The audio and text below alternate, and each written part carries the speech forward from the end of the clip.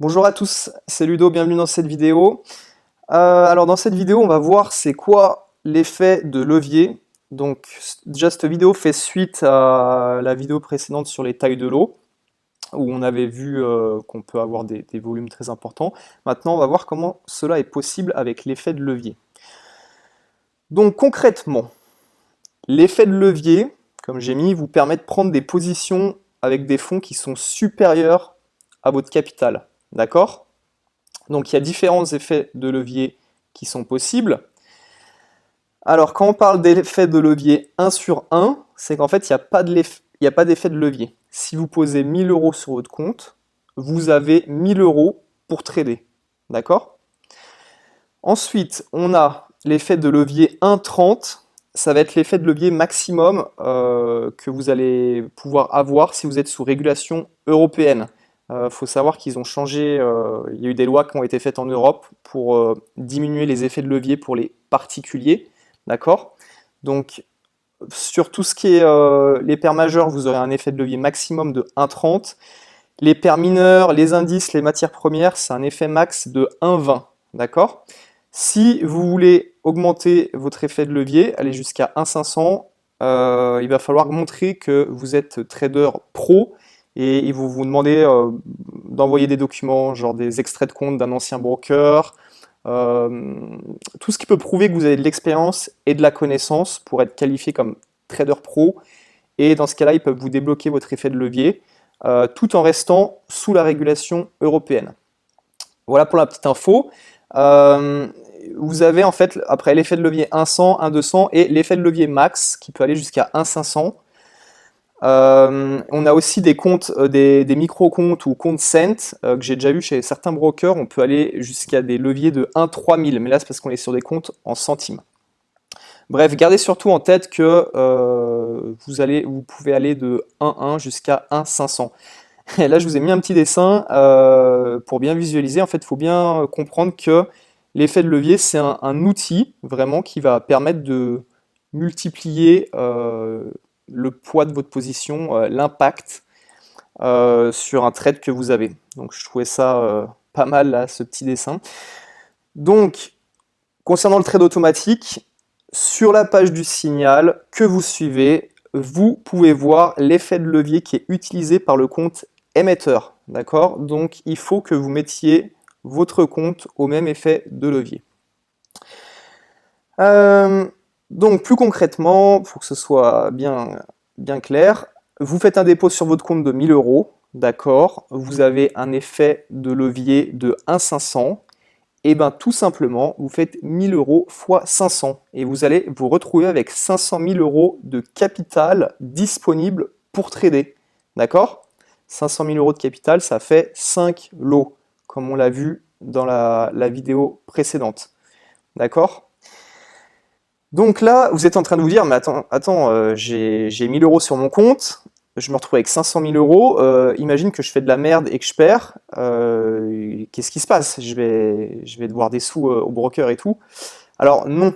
Donc si votre position est perdante, le broker, il coupera automatiquement la position quand la perte atteint le montant du capital déposé. D'accord? Donc si vous mettez, par exemple, une position, vous avez un lot de 1, ça fait que vous investissez 100 000 euros sur un trade, et que vous retrouvez en perte et vous arrivez à moins 1000.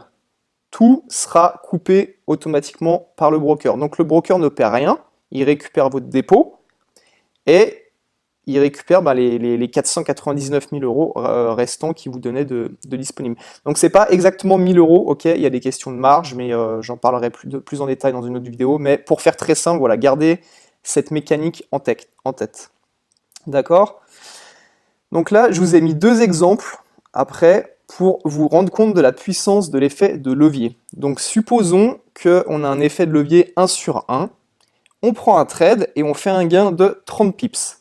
D'accord?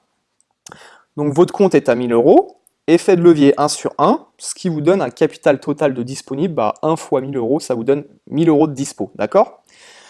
Supposons que vous prenez un trade sur euro USD, vous achetez à 1.10500, hop, le cours il monte, et à 1.10800, vous ressortez, et vous avez généré une hausse de 30 pips. D'accord? Si on fait le calcul, vous multipliez votre capital, vous avez acheté 1000 € à 1.10500, revendu à ressorti à 1.10800, on fait la différence, ça vous fait 3 € de gain. Donc vous voyez, c'est pas ouf quoi. Reprenons exactement le même cas avec un effet de levier 1 sur 100.